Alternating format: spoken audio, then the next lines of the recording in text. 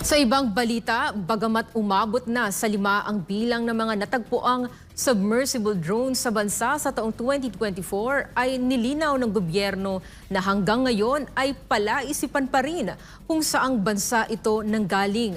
Kaugnay nito ay nanawagan naman si Senador Robin Padilla na huwag magpakalat ng maling impormasyon kaugnay sa drone gaya ng nakikita at nababasa sa social media. Si Troy Gomez magbabalita.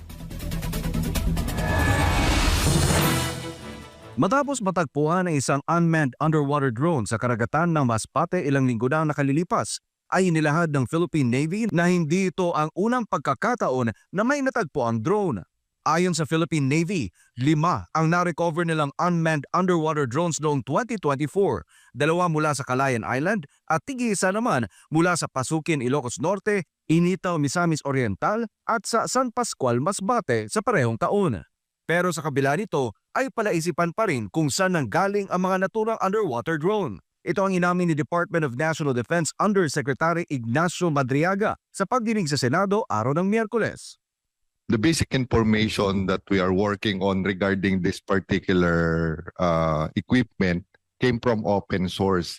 And those information are being made as a baseline, and all of those information would have to be validated after the actual forensic has been concluded, ma'am.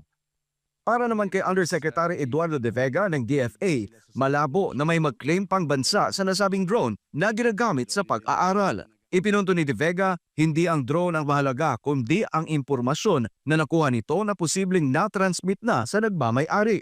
Binigyan din niya ng diin na sakaling may mag-claim na bansa sa nasabing drone ay lalabas na guilty sila sa kung anuman ang kanilang nilabag na batas sa Pilipinas.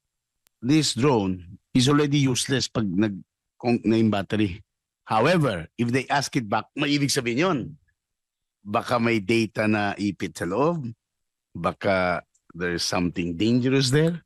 Because it's not an expensive piece of equipment. They don't need it back kung na-transmit na.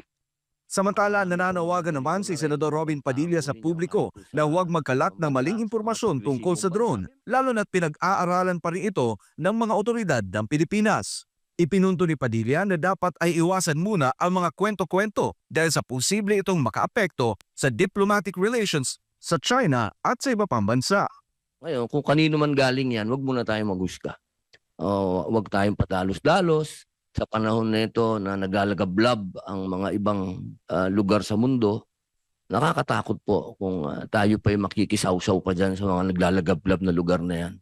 Siguro po sa oras na to, napakaganda na gumawa po ng pagdinig yung aking pong senador, sapagkat kailangan din natin itong pag-usapan dahil kung ano-ano yung mga lumalabas sa social media na hindi naman tama. Kita nyo, sa social media, ito daw binabawi na. Para sa Diyos at sa Pilipinas kung mahal, Troy Gomez nag-uulat, SMNI News.